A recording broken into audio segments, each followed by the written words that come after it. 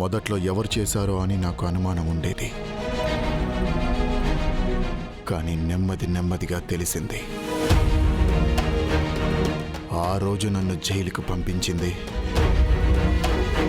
నేను జైలు నుంచి రాగానే నా మీద అటాక్ చేయించింది ఈ ప్రియంవదే.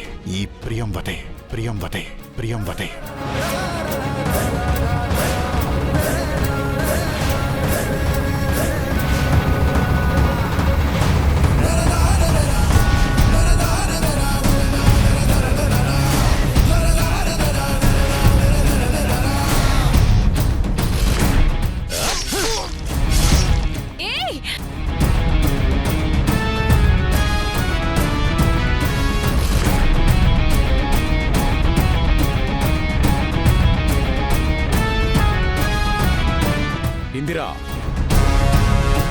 ఈ రోజుతో మన కూతురు చచ్చిపోయింది.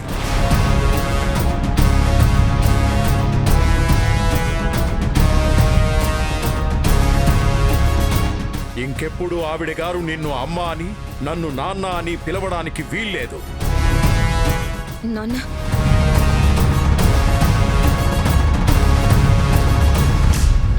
నీలాంటి హంతకురాలు దుర్మార్గురాలి చేత నాన్న అని పిలిపించుకునేంత శక్తి నాకు లేదు. నువ్వు కూతురుగా ఎలాగూ చచ్చిపోయావు. కనీసం నా మనవరాల్ని నాకు అప్పగించి మనిషివని నిరూపించుకో.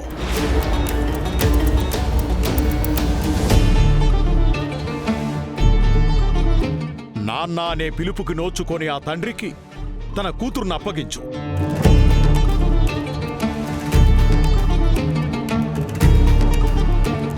ఆ తర్వాత నిన్నేం చేయాలో ఆ శివయ్య చూసుకుంటాడు. అమ్మా శ్రీలక్ష్మి, అల్లుడు గారిని పైకి తీసుకెళ్ళు. అలాగే పెద్దయ్య. అయ్యగారు, నాతో రండి. వెళ్ళండి.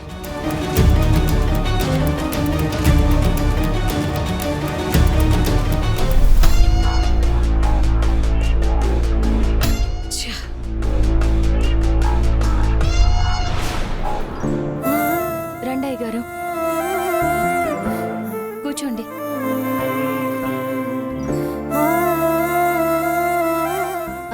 నానిప్పుడే వస్తాను.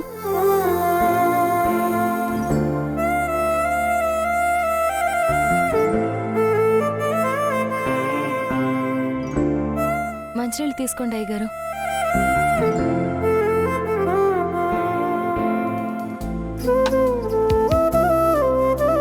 మీకు జరిగిన అన్యాయం సొత్తుంటే చాలా బాధగా ఉంది అయ్యగారు.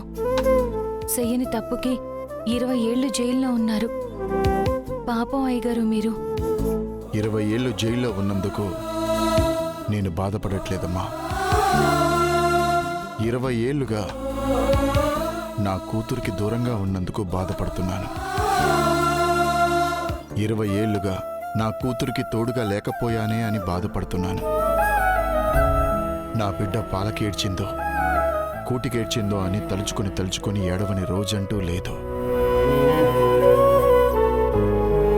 నా బిడ్డ వేలు పట్టుకుని నడవాల్సి వచ్చినప్పుడు నేను పక్కన లేను. నా బిడ్డ నా భుజాల మీదకెక్కి ఈ ప్రపంచాన్ని చూడాల్సినప్పుడు నేను పక్కన లేను. తనని స్కూల్ దగ్గరికి పంపించడానికి నేను పక్కన లేను. నా బిడ్డకి 20 ఏళ్ళు అయ్యుంటే నా బిడ్డ పెద్ద మనిషి అయి ఉండేది. అప్పుడు నేను పక్కన లేను. పెళ్ళిడు కూర్చుంటుంది, అప్పుడు నేను పక్కన లేను.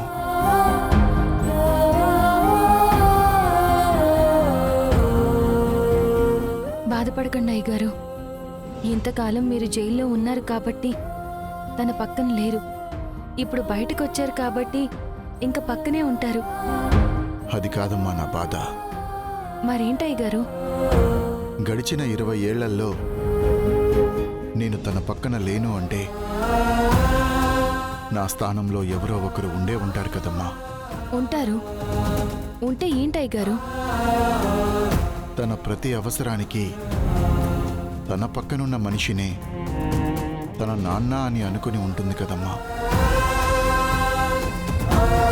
ఇప్పుడు నేను సడన్గా కనిపించి నేనే మీ నాన్నని అంటే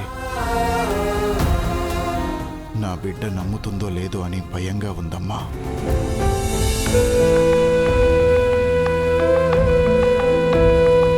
అసలు నా బిడ్డకి జరిగిందంతా తెలుసుంటుందో లేదో అనే భయం కూడా ఉందమ్మా.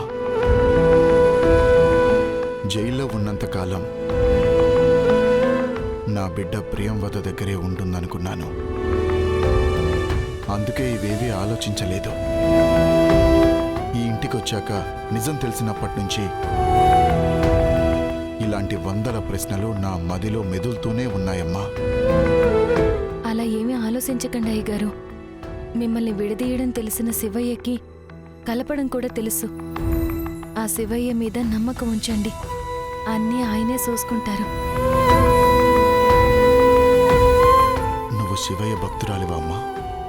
అవునయ్య గారు, చెప్పానుగా, నాకే బాధ వచ్చినా శివయ్యతోనే చెప్పుకుంటాను.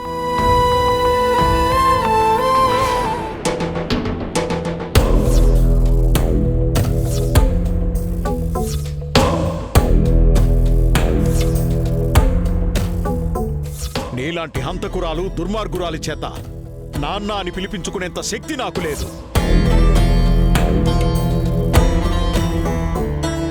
అందరికీ నిజం తెలిసిపోయింది కాబట్టి ఈ ప్రియంవదమ్మ గారు నన్ను ఈజీగా వదిలిపెట్టారు. నన్నెలా చంపాలో ఆలోచిస్తూ ఉంటుంది. ఇక్కడి నుంచి తప్పించుకుని వెళ్లే మార్గం ఎలాగో లేదు కాబట్టి ఆ పెద్దాయన కాళ్ళ మీద పడ్డట్టే ఈవిడ కాళ్ళ మీద కూడా పడిపోదాం. అమ్మగారు, నన్ను క్షమించండి అమ్మా, నన్ను క్షమించండి. నిజమేంటో ఇక్కడ చెప్పకపోయినా పోలీసులకైనా నిజం చెప్పాలి. పోలీసుల కంటే వీళ్ళే కొంచెం నయం అనిపించి నిజం చెప్పేశాను. నువ్వు ఫోన్ చేయకుండా డైరెక్ట్గా ఇంటికొచ్చినప్పుడే ఇలాంటిదేదో జరుగుతుందని ఎక్స్పెక్ట్ చేశాను.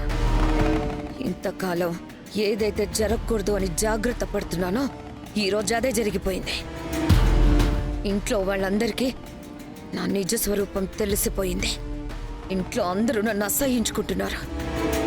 దీనంతటికీ కారణం నువ్వు మాత్రమే కాదు, ఆ లక్ష్మి కూడా కారణమే. ఆ లక్ష్మియే లేకుండా ఉండుంటే ఈరోజు ధనుంజయ్ అనేవాడు ఉండేవాడే కాదు, ఈ ఇల్లు వెతుక్కుంటూ వచ్చేవాడే కాదు, అసలు ఇలా జరుగుండేదే కాదు. నా ఇంట్లో నన్ను విలన్ని చేసిన లక్ష్మి ఈ ఇంట్లో ఉండడానికి వీల్లేదు. దాన్ని ఇప్పుడే బయటికి గెంటేయాలి. అమ్మగారు, వద్దమ్మగారు, ఇప్పుడే ఇంత పెద్ద గొడవైంది కదా, మళ్ళీ ఆ లక్ష్మితో గొడవ పడితే మళ్ళీ గొడవ అవుతుంది అమ్మగారు. ఆల్రెడీ గొడవ అయిపోయింది. నా జీవితం ప్రశ్నార్థకంగా మారింది. ఇంతకు మించి ఇంకేం కావాలి? వాళ్ళకెలాగో నా కడుపున పుట్టిన బిడ్డ కావాలి అని 24 గంటలు టైం ఇచ్చారు. ఆ బిడ్డ ఎక్కడుందో కనుక్కొని వాళ్ళకి అప్పగించాలి అంటే అది ఎక్కడుంటుంది? నువ్వు ఎవరికిచ్చావో ఎప్పుడు తెలిసేది?